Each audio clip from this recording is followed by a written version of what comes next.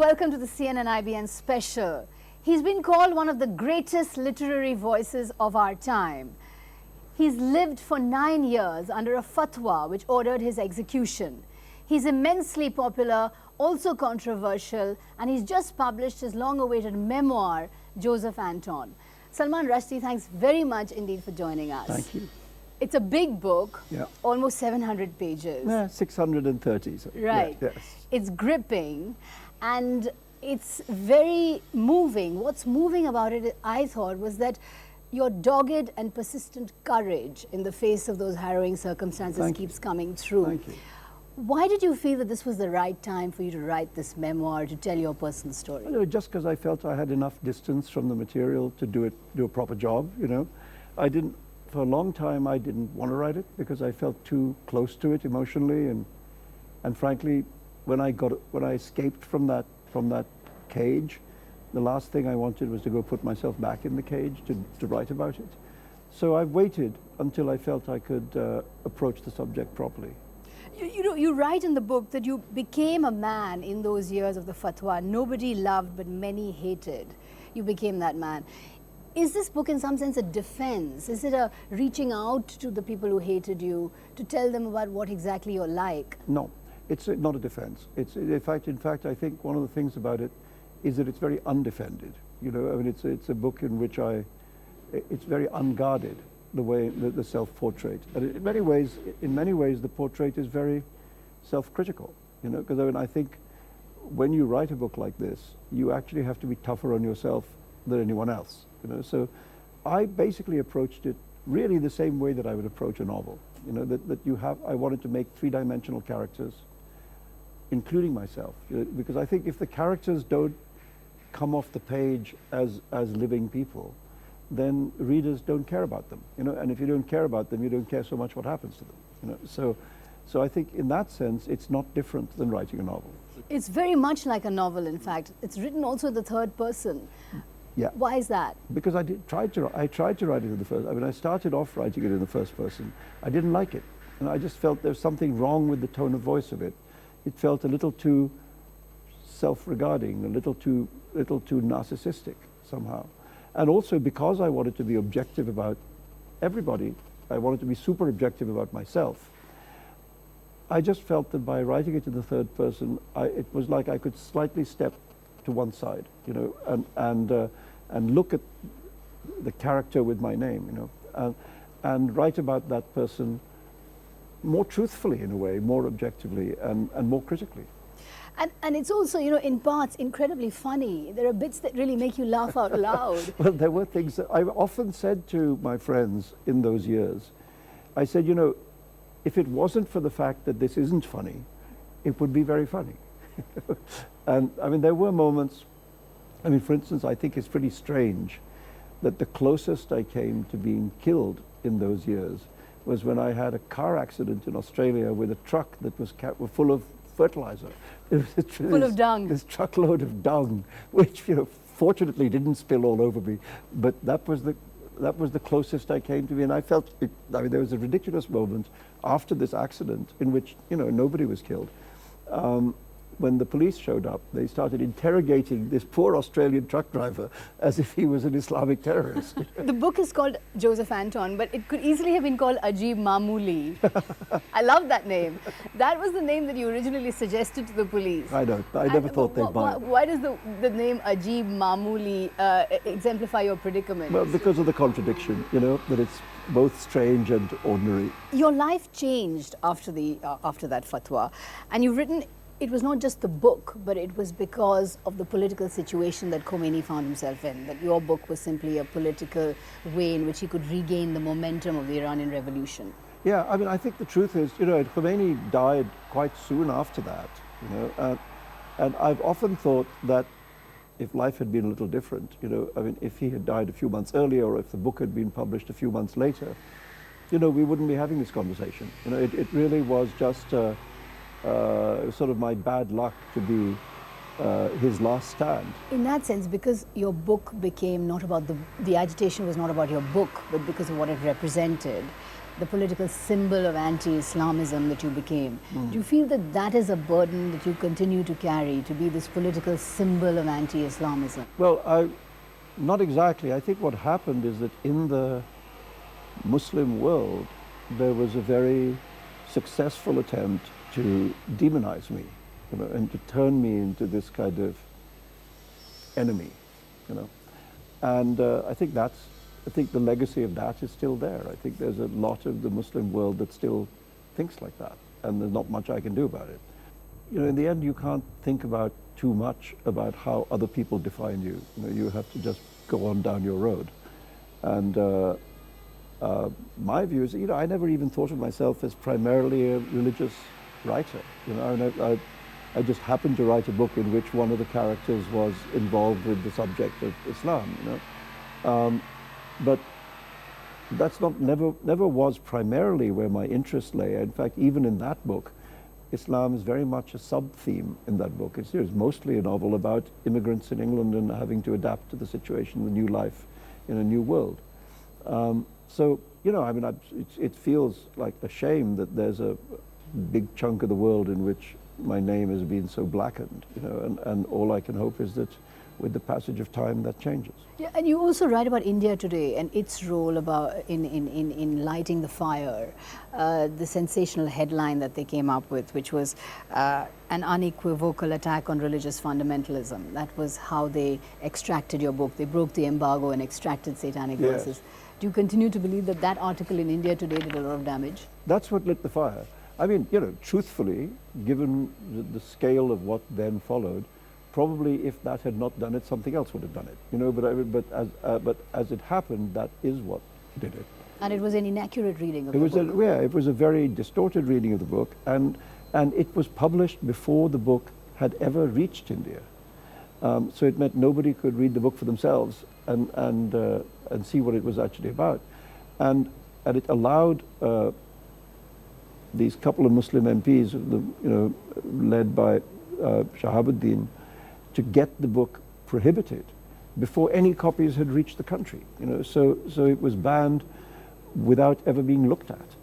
You know, and that seemed shocking to me. You know, and one of the reasons why I think it's shocking is because since that time, the attacks on free expression in India have mounted. You know, and it's become easier and easier to begin to attack writers, painters, scholars, cartoonists. We'll come to that in just a bit. I want to ask you whether you're still as proud of India's openness as you once were. As you've written, you've always been proud of India's open democracy, but you're not anymore. But let me just come back to the fatwa for a minute. You know, the fatwa ruined your life for those 9 years. It did. But it also made you into this kind of global icon of free speech. Is that a role that you relished? Is that a role that you... Well, I don't know whether you relish it, but I mean, I think one of the things I felt when I regained my liberty was that it was very important that this didn't just happen to me. You know, that there are a lot of writers under attack in a lot of countries, not just Muslim countries. You know, there's a lot of attacks on free speech in parts of Africa and in much of China and elsewhere in Asia. And even in certain corners of Europe. And America, there was an attempt to ban J.K. Rowling in America because it was suggested that her books promoted devil worship, you know, witchcraft. And so I felt that I had been strongly defended by a lot of my fellow writers in those years. And I thought it was time to give something back, you know. And so one of the reasons why I became very involved with the free speech subject and with free speech groups, I mean, you know, like the PEN Writers Organization, was precisely that. I thought, you know, I'm not the only person in the history to whom this has happened. You know, there are other people in danger, other people under attack every day. And I wanted to do my bit for them, just as many people had done their bit for me. And you also write very interestingly that there can't be two theories of Islam, that there's one true Islam of faith and love and there's another Islam of the bloody theocracies. You believe that that's wrong. There are no two Islams. It's just that one Islam, and that Islam is in crisis. I think that something has gone seriously wrong. You know, I mean, I'm just talking about in my lifetime. You know, when I was a kid, many of these cities, which in the Muslim world, which are now in a state of such crisis, you know, Beirut, Damascus, Tehran, Baghdad, you know, within our lifetime, those cities were very different places. You know, Tehran was a great cosmopolitan capital, you know, intellectual, artistic, cosmopolitan capital. Beirut, so much so that people used to call it the Paris of the East, you know, with good reason, you know. And so the Muslim culture within our lifetime has been something much more open, much more tolerant, much more interested in the world outside Islam, you know, not so closed off, not so paranoid. And I felt that that was a richer way to live, you know, just for people. I'm not very theological. I'm talking about how human beings live their lives, you know. And I know that, I mean, Pakistan used to be a very different place, you know, than the Pakistan that now exists. It was never a place in which people rammed religion down your throats, oddly. You know, it was every time Pakistanis were actually given a chance to vote, they would vote against the religious parties and for the secular parties. So, as I say, within my lifetime, there has been this other Islam, which was a much more attractive thing, I think. And what has now developed is a harsher Islam, which partly because of the spread of Wahhabi ideas, you know, with the help of colossal amounts of Saudi oil money, partly because of the rise of the Ayatollahs in Shia Islam, different reasons in different places, there has spread this much harsher, less tolerant Islam. I mean, the idea that... And is it spreading? Is it growing stronger? Well, I don't know. You know, you could argue that both ways.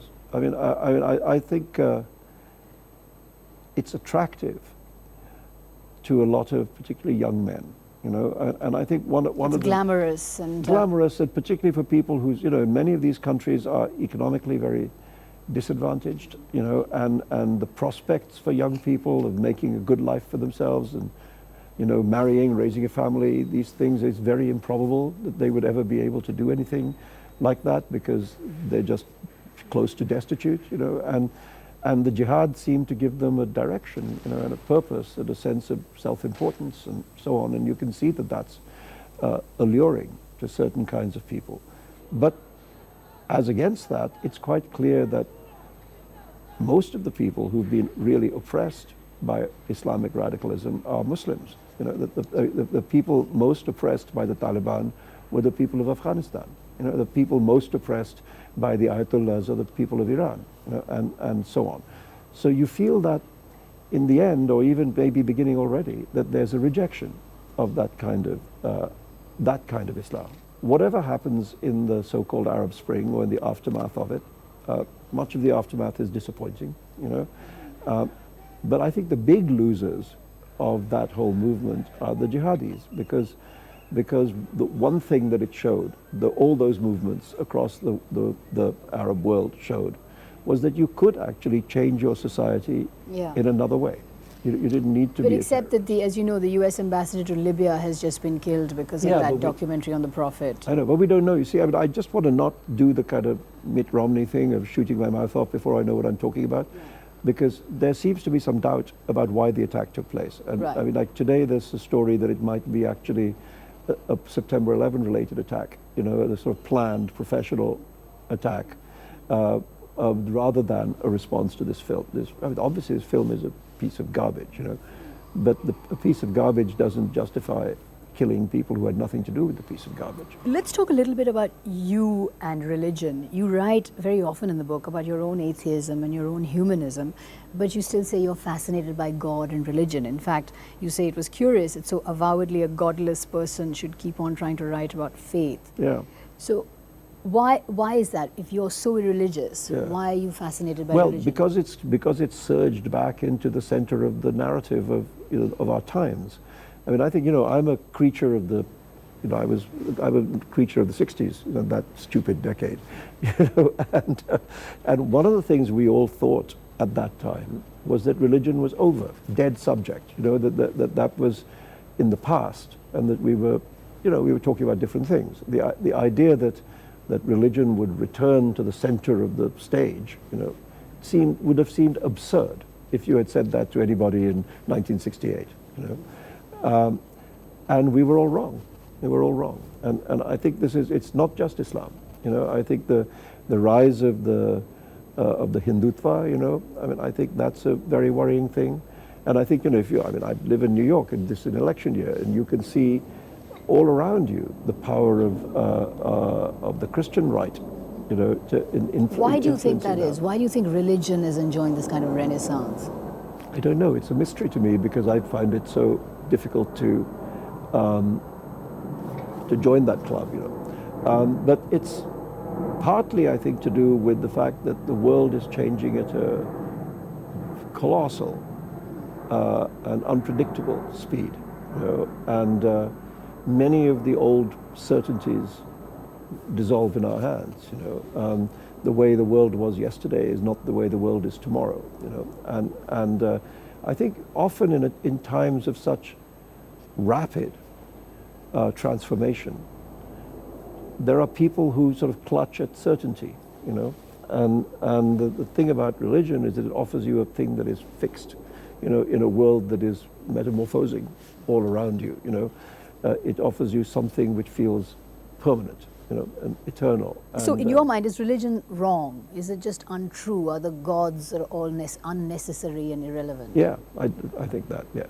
I think what's happened in our time is that religion has moved out of the private arena, you know, and I think in the private sphere, it's nobody's business. It's between you and your God, you know. The moment it moves into the public sphere, it becomes everybody's business. And I think that's what's happened, and that's why I've taken an interest here. But at the same time, when the Babri Masjid was demolished, you say that you were possessed by a complex grief, and that you do feel part of the Muslim culture of the subcontinent. Well, of course, but that Muslim culture is part of Indian culture, and that ridiculous attempt by the Hindu right to describe the Muslim part of Indian history as being somehow inauthentic, you know, is clearly, you know, that's inauthentic itself. So I often thought, you know, if India had any sense of its own history, it would have a protected monuments law, you know, like most countries do. So why were you sad when the Babri Masjid was demolished, if you're not a believing Well, because it's beautiful. Because it's beautiful, and because it's a link to the history of the country, you know. And I'm, by training, a historian, and I'm interested in beauty, you know, and I'm interested in architecture. And the Babri Masjid was a beautiful thing, and it was one of the oldest such buildings in the country. And, you know, I would feel sad if somebody went and knocked down the Taj, you know, and we have this, you know, in India we have this very complicated old history, and by the way, everything is built on top of something else, you know. When you have a country as old as this, a culture as old as this, everything's on top of something, you know. So you could dig under a Hindu temple and find a Buddhist temple. But as far as you're concerned, you do visualize yourself or see yourself as an Indian, as a South Asian Muslim. I don't see myself as a South Asian Muslim. I see myself as an Indian person, you know, from a Muslim family. Right. And my family varied a lot. You know, I mean, my own parents were not observant. My mother not really observant at all, apart from not wanting to eat pig. That was the extent of Islam. You know, in our house, no pigs. You know, my father was very openly atheistic, and you know, communicated that to me, as I have communicated it to my children, I have to say. So you're an atheist and Yes. a humanist. Yes, I mean, you know, perfectly reasonable thing to be. And I mean, I was talking to my sister about this recently, and she said that the thing that she felt that I had done in the Satanic Verses was just to make that statement that nothing is off limits, you know, that there can't be areas that you can't discuss, you know. And that may be what some people didn't like. Did you ever feel that your enemies had a point? Did you ever feel that there was something in the Satanic Verses No. which, if you could, you would do differently? No, they didn't have a point. They were wrong. Let's come to India. You were talking about that you see yourself as an Indian person now. Midnight Children is your classic book. It's the winner of the Booker of Bookers, and it's actually defining an entire culture, an entire generation. You and India are the same age. You're like twins. Yes. Is that 1947 generation unique? Do you think that you became a writer because you were born in 1947? Well, I think what's interesting about it is that it's a transitional generation. You know, I mean, I think and generations of transition are always interesting, and unlike what came before and what comes after. You know, we know enough about decolonization to know that it doesn't end on the day that the colonial power leaves. You know, that there's an aftermath, there's a sort of aftershock. You know, and it's certainly the case that my generation growing up, there was still a lot more of a kind of English leftover legacy hanging over India, you know. And slowly the emergence of a national identity, if you like, you know. And I mean, one of the things that interests me about the Bombay movies in those days is that many of the filmmakers consciously thought they were engaged in the business of nation building. You know, that they were, that the films were, many of the films, not just Mother India, you know, but many of the films were there in order to try and develop a kind of sense of the nation, you know, in audiences. And that, you know, that was the generation in which that's what people were trying to do. They were trying to create the nation, you know, because again, the nation is not fully born on the day it's born. You know, it's like any newborn baby, it has to develop and mature and grow up, you know. And so I guess we were that generation. What comes across in your book actually repeatedly is your love for India, your enormous attachment to India, how India inspires you and how you consider yourself a Bombay boy. And you also say that the wounds inflicted by India were the deepest. Yes. And India has hurt you. India was the first to ban satanic verses, and now your film, Midnight Children, has not found an Indian distributor. Well, I mean, I think, you know, I think the press has been just a little bit ahead of itself there. You know, I mean, we only showed it at the Toronto Film Festival last weekend. And I mean, I spoke with the producer yesterday, and he said he's having a lot of conversations. You know, I mean, I don't think that subject is over. You know, so I think the press has just been a little too quick to jump. You know, I saw some stupid story saying that India was insisting that my voiceover narration be taken off the film so that it could be shown, and that's just garbage. There's no such story. You know, it's just that somebody made that up. You know, and certainly we would not do that. You know, but as I say, let's wait and see. Right, but broadly, you know, the kind of rebuffs that India has repeatedly given you, has that hurt you a lot? Yeah, yeah. I've heard some stories about how my books get rejected for university syllabuses because people say, oh, he's not really an Indian writer, you know. And I think, really? You know, I mean, in what sense? Where is the foreign blood?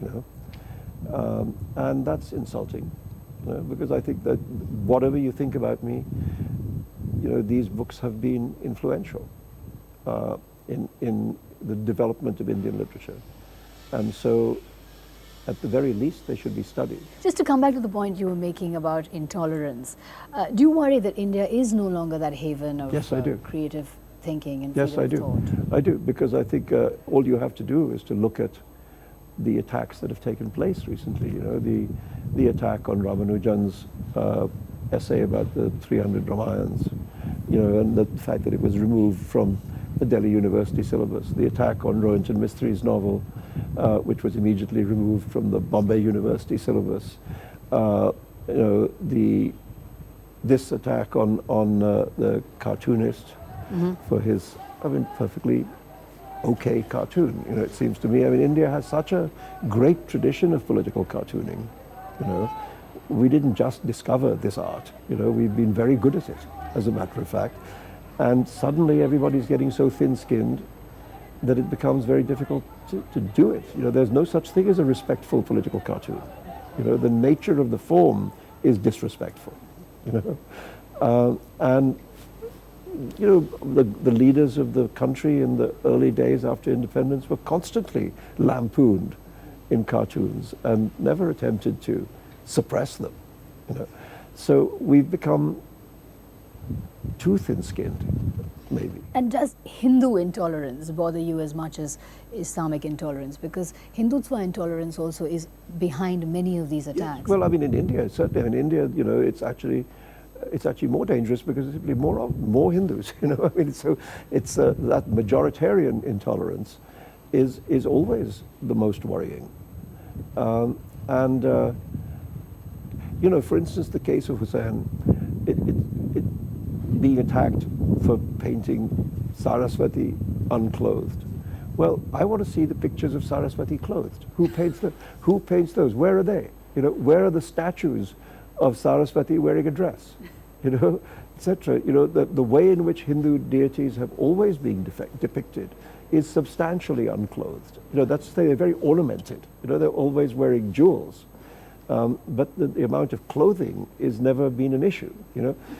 So obviously it wasn't that, it was that it was a Muslim artist painting a Hindu goddess in that way.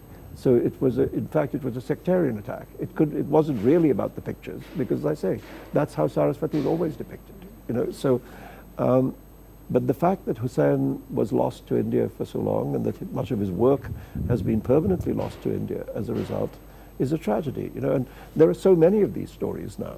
You know, the attack on the museum, on the library in Pune, Darker Institute, yeah, for James Lane's because book. of James Lane's book. I mean, like it seems like every day there's another story, and that I think has enormously endangered free expression in India, and I think it's something for Indians to think about.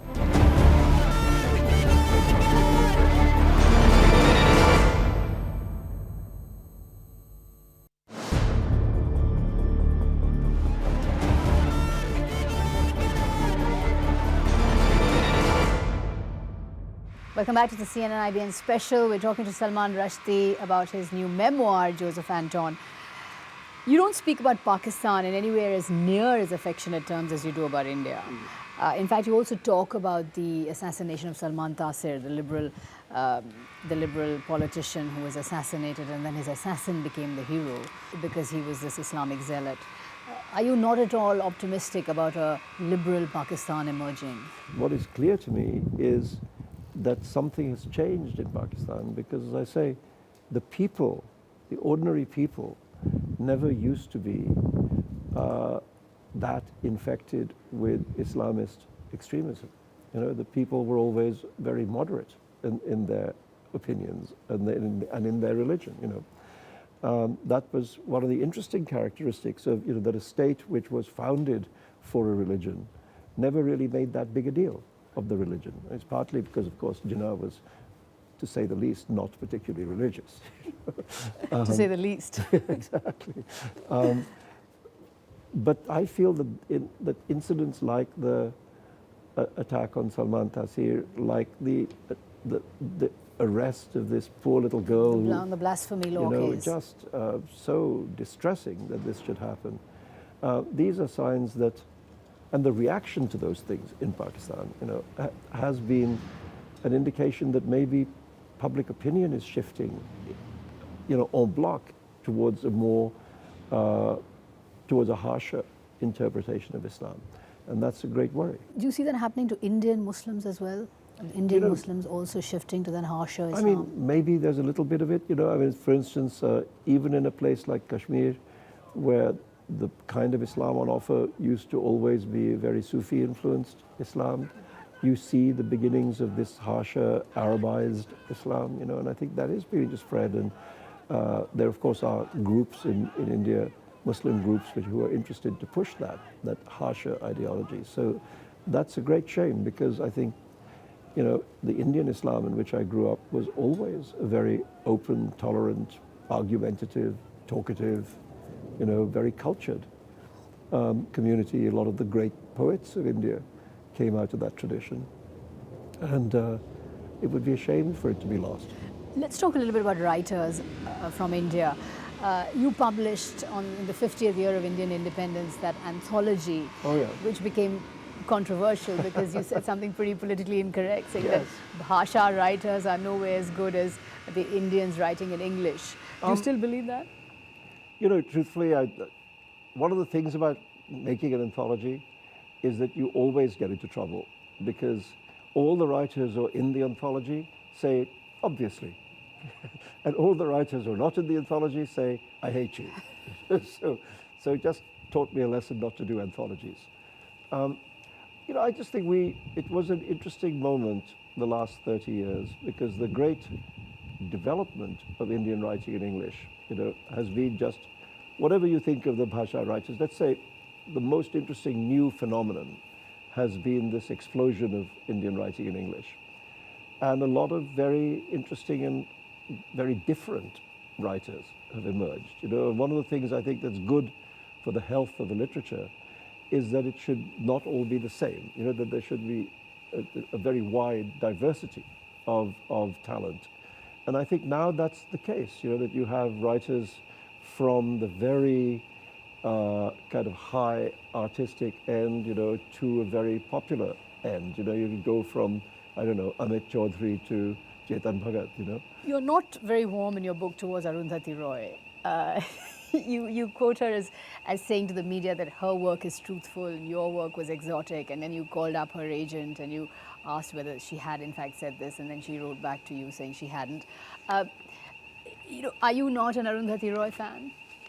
How can I put this? No. You're not? No, I'm not. Why not? I'm going to leave it alone. I think she should go her way and I'll go mine. But you did have a disagreement with her on, for example, how she interpreted Islamic militancy. No, well, you see, I agreed with her about some things. When she was involved in the campaign about the Narmada Valley dams, I wrote in support of that campaign, so it's not a kind of blanket disapproval. I think the way in which she responded to the terrorist attacks in Bombay was something that I took exception to, as did many people from Bombay, by the way. I thought her remarks were in very poor taste. Because you keep saying that you can't tie up Islamic militancy to a search for justice. It's not as if this is justice denied and therefore youth are becoming militant. This is just an obscurantist movement. Well, I think it's about power, not justice. I think that's to say, it seems to me that when religion acquires this militant political dimension, it's about power. The purpose is the Taliban weren't about justice. They were about a power grab. So is Al-Qaeda, so is where. So you have to see it as a manifestation of a desire for power, not a manifestation of a desire for justice. That's one of the things. No, she has said herself how much she differs politically from me. So let's just leave it at that.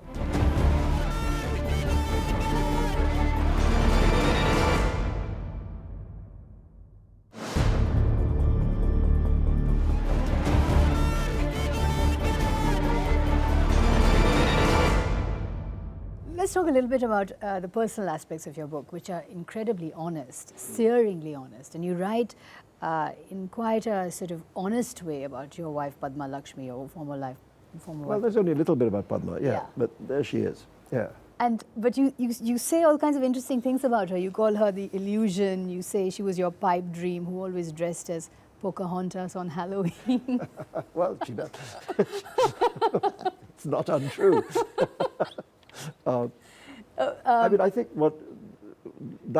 some of that language comes from something that was said to me by my ex-wife Elizabeth, where she said that that I had succumbed to an illusion. So that's where that term comes from. Look, I tried to be fair about Padma because I think we did fall in love and we were together for a long time, and a lot of that time was happy. Of the 8 years, it was a good relationship before it became a bad one. And it's not the first time in the history of the human race that happened. And what I was trying to say, that there was the part of it that I think that maybe I got wrong, was to load too much expectation on her, that for her to become this kind of metaphor, of a kind of Indian past joined to an American future and so on. And this ridiculous fact that I met her under the Statue of Liberty, which I literally did, I tried to say that that in many ways she was very courageous. You know, at that moment that I was just beginning to regain the ability to lead an open life, you know, she was the person willing to stand next to me. But you're very honest about your relationships and your role in your failed marriages Well, or I think your this is- former marriages. Do you have trouble being faithful? No, I mean, many of these were very long relationships, you know, and during which I was very faithful. I mean, you know, if you're married to somebody for 14 years and then it breaks up, it doesn't mean you have a problem being faithful, you know. You know, one of these relationships was 14 years, one was 10 years, and one was 8. You know, I mean, that's a lot of time. But your second wife, for example, Marianne, I mean, she sounds, as we say in India, mental. Well, She sounds really quite mental. you said it. I didn't. But again, you very honestly wrote about that relationship. Well, you know, she, at the point that we broke up, she gave an interview which was published on the front page of the London Sunday Times, in which she called me every name in the book, you know, and that was more than 20 years ago. So I think I've been quite patient. At the end of the book, you quote a long debate which you had with John le Carré about free speech. And John le Carré made the point that free speech is fine, but you can't insult the great religions. And you made the point that no, free speech is important. Do you continue to believe that free speech is absolute? Yes. And within it, it includes the right to offend religion? Yes, I'm tired of religion demanding special privileges. You know, I mean, you know, get over it. You know, there's no other idea in the world that demands protection. You know, if ideas are strong, they can stand criticism. You know, and there has to be, in any open society, you have to be able to discuss everything in whatever terms you choose. You know, that's just the nature of openness. You know, otherwise you're starting to create a semi-closed society. And I mean, I think in a way I regret the argument with John le Carré because I admire him as a writer, and I prefer not to have had it. But I think there are 2 points to make. One is specifically about religion, that in the 18th century in Europe, the writers of the European Enlightenment, who basically forged what we now think of as the modern idea of free expression, they very much knew that their battle was not against the state, it was against the church. And in those days, the Christian church, with its inquisitions and anathemas and excommunications and so on, had a whole range of weapons with which it tried to limit what could be said, what could be discussed, you know. And it's clear that those writers, Voltaire, Diderot, Rousseau, Montesquieu, they saw that the battle for freedom was to be fought against that, you know. So this is just another chapter of that, you know. So different religions, but Right. same battle. The other point that he made, le Carré, was he said that if you take on a known enemy and then it starts behaving as you know that it does, then you can't be surprised. You can't ask for sympathy. Well, if that's true, then the entire noble history of writers confronting tyrants is to be dismissed, because they knew, you know, Mandelstam knew what Stalin was like, you know, Lorca knew what Franco was like, you know. Writers have always taken on tyranny, always, knowing that it's tyranny, knowing that it endangers them, and still doing it because they think it's important to do. So you think art is always on a collision course with power? Not always, not all art, not all power, you know. But it seems that whenever a country falls into the hands of authoritarian or tyrannical rulers, the first thing they try and do is to shut down artistic expression. It seems to be what they're most afraid of, you know. And it's odd because writers have no armies, you know, and yet they are still, to this day, you know, what tyrants fear most. You know, there's a great line in Italo Calvino's novel, If on a Winter's Night a Traveler, and he says that you could always tell, I'll slightly misquote, but still, you could always tell the degree of respect that a country has for literature by the size of the apparatus that it sets up to repress it. and there's, you know, there's a truth in that. Just on that point about literature, Again, there's a lot of nostalgia in your book about a time when literature was important. You quote the words of Shelley where you say, writers were once the unacknowledged legislators of the world. You hark back nostalgically to a time when ideas and books were important. Do you lament the sort of declining importance of the book and the reading culture? You know, now in America, for instance, instead of having the likes of Susan Sontag and Norman Mailer and so on commenting on the world, you have instead the people who do, the artists who do have that ability are movie stars. You know, so if you're George Clooney or Angelina Jolie or whatever, then you have a voice in politics. You know, whereas writers tend not to in America. I mean, in other parts of the world, it's still better than that. You speak a lot in your book about finding a voice, about finding your voice as a writer. Have you become the writer that you always wanted to be? Oh, well, I mean, I think the thing about being a writer is that it's an endless process of becoming, because you don't stay where you are. You know, I mean, I'm not any longer the same as the person who wrote Midnight Children, for instance. You know, I mean, when that book started, I was probably 28. You know, I mean, when it was published, I was 33, and you know, 32 years later, I'm not the same person. You know. I probably couldn't write that book now, and I suspect that young fellow couldn't write what I'm writing now. You know, so you go through an endless process of becoming. Your relationship with language changes. Your relationship with your subjects change. You feel that you've done something enough, and you want to do something else. And it's a journey. You know, Right. and I think that's fortunately one of the great things about doing this job is you don't have to stop. You know, you don't. I mean, I'm actually, at 65, I'm retirement age. You know. What's the best way, as a last question, what's the best way to keep up the fight against bigotry and zealotry and defend freedom of speech? You've often said the argument is the most important thing. What's Yeah. the best way to defend freedom of Well, speech? I mean, fearlessness. You know, I mean, let's say we live in a very timid time, partly because there have been all these threats and attacks and so on. But I think the artist, at least, must continue to be fearless, you know, and do his work without regard to those kinds of consequences. And then it's up to the society as a whole to make sure that the space in which art can flourish, is protected. And maybe India is not doing such a good job. Salman Rushdie, thanks very much indeed for joining us. It was a pleasure. Thank you.